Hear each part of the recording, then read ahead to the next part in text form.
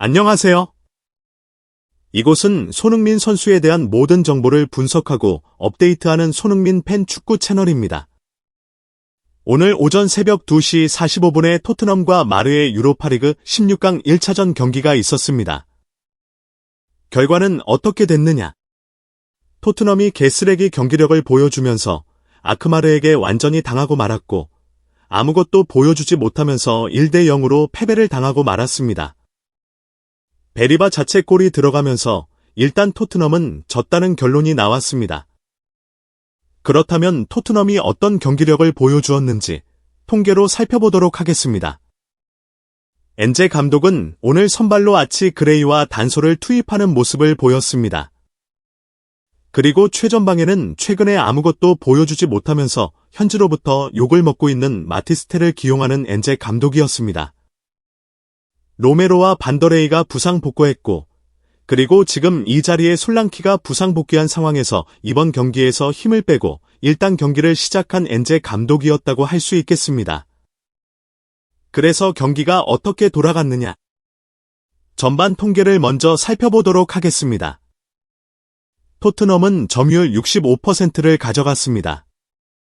그런데 토트넘이 경기력이 좋지 않을 때 나오는 결과가 나왔는데요. 점유율을 더 많이 가져갔지만 슈팅을 3개밖에 때리지 못했고 유효 슈팅을 1개도 날리지 못했습니다. 반면에 알크마르는 슈팅 9개, 유효 슈팅 4개를 기록하면서 토트넘보다 훨씬 더 공격적인 모습을 보였습니다. 실질적으로 토트넘은 공만 오래 잡고 있었고 경기력에서 밀렸다는 것을 알 수 있는 후반 통계였습니다. 이렇게 전반전은 베리바의 자책골로 1대 0으로 마무리되었고 후반전에 엔제 감독은 조심스럽게 운영하면서 바로 교체를 하지 않는 모습을 보였습니다. 후반 시작과 동시에 마티스텔을 빼고 오도베르를 투입하면서 손흥민 선수를 최전방 공격수로 기용하는 엔제 감독이었습니다. 그런데 조금 어이가 없는 것이 어차피 중앙에 있는 선수들은 엔제 감독의 전술상 지원을 많이 못 받는다고 할 수 있거든요. 그냥 손흥민 선수를 중앙에 배치하고 오도베를 왼쪽 측면에서 뛰게 했는데 오도베 역시 아무것도 보여주지 못했습니다. 그래서 토트넘은 후반전에 점유율도 전반보다 뺏겼고 슈팅 4개, 유효 슈팅 1개를 기록했습니다. 아니, 이게 지고 있는 팀의 경기력이 맞나요? 지금 알크마르는 지키면서도 슈팅 3개, 유효 슈팅 1개를 기록했는데 토트넘은 지고 있는데도 불구하고 경기력이 너무 안 좋다 보니까 후반전에 제대로 된 슈팅다운 슈팅이 나오지 않았다고 할 수 있겠습니다. 그리고 그나마 손흥민 선수가 측면에서 상대 수비를 제치고 8명이 당황하게 만들었으며 슈팅을 시도했지만 공이 살짝 떠버리고 말았습니다. 그 장면이 그나마 가장 위협적인 장면이었다고 할 수 있겠습니다. 결국 토트넘은 어이없게 졌고요. 이렇게 경기가 끝나고 나자 이제 토트넘 구단이 하는 짓이죠. 항상 경기가 잘 풀렸을 때는 손흥민 선수의 인터뷰를 하지 않습니다. 그날 잘했던 스펜스 같은 선수들의 인터뷰를 진행하죠. 그런데 경기가 풀리지 않고 졌을 때는 주장 손흥민 선수의 인터뷰를 하면서 손흥민 선수에게 책임을 떠넘기려는 모습을 보이고 있습니다. 그래서 손흥민 선수가 이번에는 비장하게 선수단을 지적하면서 정색을 하는 인터뷰 내용을 보였습니다. 손흥민 선수 인터뷰 바로 볼까요? 기자가 질문을 했습니다. 손이, 오늘 실망스러운 밤이었는데 오늘 패배한 이유가 뭐라고 생각하시나요? 손흥민 선수는 다음과 같이 말했습니다. 멘탈적으로 모든 면에서 강해져야 한다고 생각합니다. 유로파 리그는 우리가 꼭 성과를 내고 싶은 대회 중 하나인데 저 역시 마찬가지입니다. 그런데 오늘 우리는 제대로 된 경기력을 보여주지 못했고 그 대가를 치렀습니다. 특히 원정 경기에서는 더 큰 처벌을 받게 된다고 할 수 있겠는데요. 오늘 경기는 우리에게 큰 경각심을 주는 순간이 되어야 합니다. 라면서 손흥민 선수는 경각심을 가져야 하는 경기라고 강조하는 모습을 보였습니다. 이 이야기는 또 나올 테니 잘 기억해 두시길 바랍니다. 그리고 두 번째 질문이 들어왔습니다.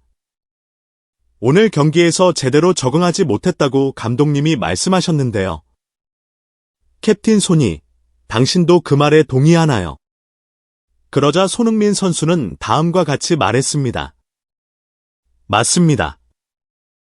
이제 이 경기는 지나갔고, 우리는 앞으로 나아가야 합니다. 솔직히 말해서 오늘 경기는 굉장히 형편없었습니다. 하지만 다행히도 우리는 여전히 이 대회에서 기회를 가지고 있습니다. 다시 긍정적인 방향으로 바꿀 것입니다. 수 있는 기회가 있습니다. 지금은 고개를 숙이고 포기하기는 너무 이릅니다. 다음 주에 또 한 번 큰 기회가 있기 때문에 좀 준비를 철저히 하고 다시 반전을 만들어야 합니다. 하면서 손흥민 선수는 오늘 우리가 너무 형편없었다. 굉장히 형편없었다. 라면서 선수단이 오늘 원정 경기에서 좋은 모습을 보여주지 못했다고 말했습니다. 그리고 이제 다음 질문과 인터뷰 내용을 살펴보면 우리는 기회가 있는 것 같습니다. 오늘 경기가 이제 경고의 메시지가 될 수 있을 것 같은데요. 다음 경기에서 만회할 기회가 남아 있으니까 다행이겠지. 라면서 질문을 하는 캐스터. 그러자 손흥민 선수는 다음과 같이 말했습니다. 제가 인터뷰 초반에도 말했듯이 오늘 경기는 우리에게 큰 경각심을 주는 경기였습니다. 모든 선수들이 이 점을 심각하게 받아들여야 한다고 생각합니다. 어떤 상대를 만나든 우리는 그들을 크게 존중하는 모습을 보여줘야 합니다. 유로파 리그는 정말 치열한 대회이고 모든 팀이 승리하기를 원하고 있는 대회라고 할 수 있습니다. 사람들은 누가 더 유리한지, 누가 더 강한지 이야기할 수 있지만 결국 중요한 것은 승리하는 팀이 있다는 것입니다. 우리는 상대를 존중해야 하고 승리를 거두기 위해서 모든 것을 쏟아부어야 합니다. 경기는 절대 쉽게 주어지지 않습니다. 우리는 승리를 당연한 것처럼 여기면 안 되고 스스로 어려운 상황을 만들어 싸워야 합니다. 라면서 첫 번째 질문에서도 손흥민 선수는 경각심에 대해 강조하는 모습을 보였습니다. 손흥민 선수의 인터뷰 뉘앙스를 보면 이 부분이 상당히 중요합니다. 어떤 상대를 만나든 우리는 그들을 존중해야 한다. 유로파 리그는 상당히 치열한 대회이기 때문에 모두가 승리를 원하고 동기부여가 상당하다. 그런데 손흥민 선수의 뉘앙스를 들어보면 오늘 토트넘 선수들이 달크마르는 우리가 이길 팀이다 라고 방심했고 그 결과 토트넘이 패배하고 말았습니다. 경기력이 좋지 않았고 반면 알크마르는 좋은 경기력을 보여주면서 철저하게 수비하고 토트넘의 공격을 효과적으로 차단했습니다. 결국 토트넘은 알크마르에게 패배하고 말았습니다. 손흥민 선수는 오늘 경기에서 패배한 이유가 어떤 선수들이 경기 중에 알크마르를 못하는 팀이라고 방심했고 그 결과 토트넘이 졌다라고 선수단을 공개 저격했습니다. 와, 정말 어이가 없다고 할 수 있는데요. 지금 손흥민 선수가 토트넘의 주장 역할을 맡고 있으며 토트넘은 세대 교체를 시도하는 중이라고 할 수 있습니다. 젊은 선수들이 상당히 많은 토트넘인데 손흥민 선수의 말에 따르면 이번 경기에서 토트넘 선수들은 알크마르라는 팀을 방심했고 만만하게 보다가 결국 강력한 경기력을 준비해 온 알크마르에게 패배하고 말았습니다. 와, 정말 짜증이 난다고 할 수 있겠는데요.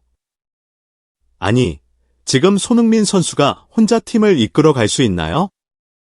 축구는 11명이 함께하는 스포츠이기 때문에 모든 팀원들이 단합하고 집중해서 하나의 결과를 만들기 위해 노력해야 합니다. 하지만 캡틴 손흥민은 토트넘 선수들이 알크마르를 만만하게 봤다. 경각심을 가져야 하는데 토트넘 선수단은 전혀 그러지 않았다라고 저격하는 모습을 보였습니다. 정말 토트넘에 대한 애정이 점점 식어가는 것 같습니다. 여하튼 손흥민 선수는 이렇게 선수단을 공개 저격하는 모습을 보였는데요. 과연 선수단이 다음 주 경기에서 더 좋은 모습을 보여줄 수 있을까요? 지켜봐야겠습니다. 그리고 이제 바로 다음 영상에서는 엔제 감독이 경기 후 패배에 대해 어떤 핑계를 댔는지 전해드리도록 하겠습니다. 제자리 영상 놓치지 않도록 알림 설정해 주실 것을 부탁드리며 영상 마치겠습니다. 구독과 좋아요, 댓글은 사랑입니다. 감사합니다.